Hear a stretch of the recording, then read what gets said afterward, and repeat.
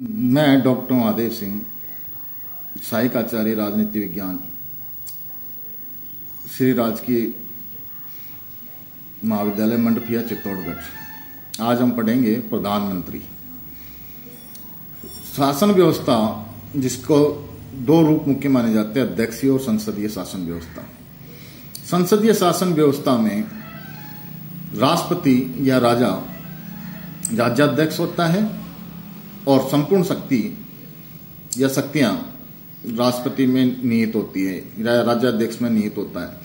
परंतु राज्याध्यक्ष उन शक्तियों का प्रयोग स्वयं न करके शासनाध्यक्ष, जिसको प्रधानमंत्री कहते हैं, प्रधानमंत्री और उसके सहयोगी मंत्रिमंडल की सहायता और सलाह या परामर्श से करता है।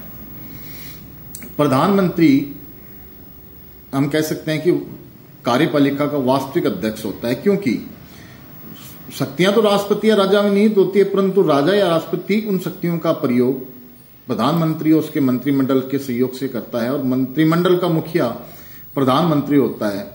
इस प्रकार हम कैसे देखते हैं कि प्रधानमंत्री संपूर्ण देश का मुखिया होता है, संपूर्ण देश का मुखिया होता है और प्रधानमंत्री संसदीय शासन व्यवस्था में शासन व्यवस्था की दूरी या हम कह सकते हैं सौर मंडल में तारों के बीच में एक चांद के रूप में प्रधानमंत्री होता है। भारत के संविधान के अनुच्छेद 53 में यह स्पष्ट लिखा हुआ है कि संपूर्ण कार्यपालिका शक्तियां राष्ट्रपति में निहित हैं। यानी भारत का संविधान भारत की शासन व्यवस्था की सारी शक्तियां राष्ट्रपति को देता है, परंतु साथ ही अनुच्छेद 73-74 में यह प्रावधान किया गया है कि राष्ट्रपति अपनी कार्यपालिक शक्तियों का प्रयोग प्रधानमंत्री एवं उसकी मंत्रिमंडल की सहयोग या सलाह से करेगा और यह सलाह या सहयोग राष्ट्रपति के लिए बाध्यकारी होता है। अगर मंत्रिमंडल राष्ट्रपति को कोई सिफारिश करता है तो राष्ट्रपति एक बार उसको पुनर्विचार के लिए भेज सकता है वापस मंत्रिमंडल के पास, परंतु अगर फिर उसी सिफारिश को संशोधित रूप में या उसी रूप में वापस अगर राष्ट्रपति के पास भेजा जाता है तो राष्ट्रपति मंत्रिमंडल की सलाह को मानने के लिए बाध्य होता है। प्रधानमंत्री की नियुक्ति लोकसभा में बहुमत दल के नेता से होती है, यानी कि जिस पार्टी या जिस गठबंधन को लोकसभा में बहुमत होता है उसी को राष्ट्रपति प्रधानमंत्री नियुक्त करता है। कई बार हम देखते हैं कि गठबंधन सरकारों के दौर के अंदर किसी एक पार्टी को बहुमत नहीं मिलता तो अलग अलग पार्टियां मिलकर गठबंधन बनाती है, जो प्री पोल इलेक्शन हो सकता है या पोस्ट पोल इलेक्शन गठबंधन हो सकता है। उन गठबंधन के नेता को राष्ट्रपति प्रधानमंत्री नियुक्त करता है।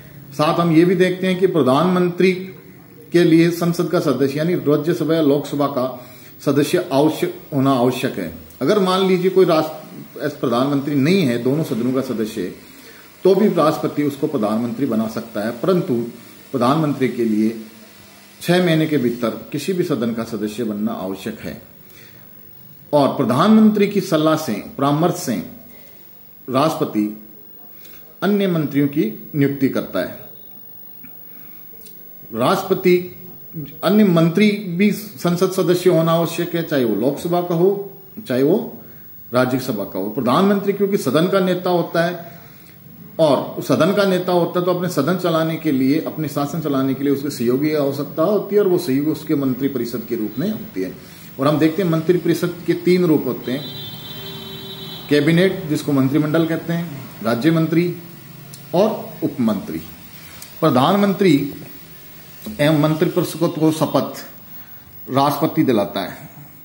राष्ट्रपति प्रधानमंत्री की सलाह से मंत्री या संपूर्ण मंत्रिमंडल को या किसी विशेष मंत्री को हटा सकता है।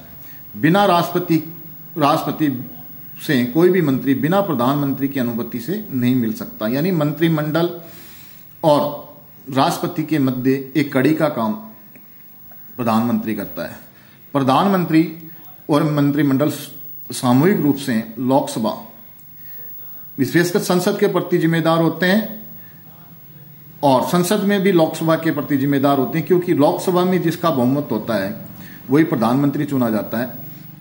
इसलिए लोकसभा के पास ये शक्तियां हैं कि अगर वो प्रधानमंत्री उसकी सरकार में या मंत्रिमंडल में अविश्वास व्यक्त हो जाता है लोकसभा में, तो वो अविश्वास प्रस्ताव के माध्यम से उसको हटा भी सकती है। प्रधानमंत्री